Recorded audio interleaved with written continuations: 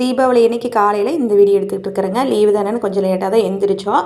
எழுந்து குளிச்சுட்டு சாமியெல்லாம் வந்து கும்பிட்டு அதுக்கப்புறம் அம்மாயி வந்து பேரம்பேத்தி 2 பேர்த்துக்குமே ட்ரெஸ்ஸு வந்து வச்சு கொடுத்தாங்க. இது எப்போவுமே கிராமத்துலலாம் வழக்கம்னு வச்சுக்கோங்களேன்.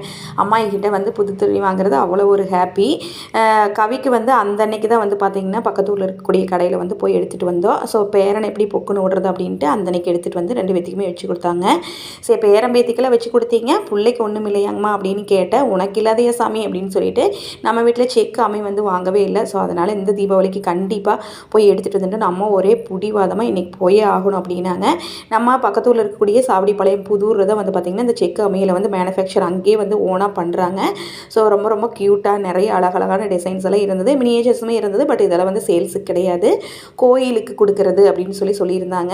சந்திரமுகம் மாதிரி எல்லாத்தையும் எடுத்து ஆசாசியாக அம்மா வந்து பார்த்துக்கிட்டு இருந்தா. பட் போக்குறதா போயிட்டா அதை வந்து கொடுக்கறதில்ல அப்படின்னு சொன்னாங்க. ஸோ ஃபைனலாக வண்டிகளை எடுக்கல, நம்ம எக்ஸல்லையே வந்து எடுத்தாச்சு. இந்த வருஷம் அம்மா கொடுத்த நோம்பி சீர் எப்படி இருக்குன்னு மறக்காமல் கமெண்ட்டில் சொல்லுங்கள்.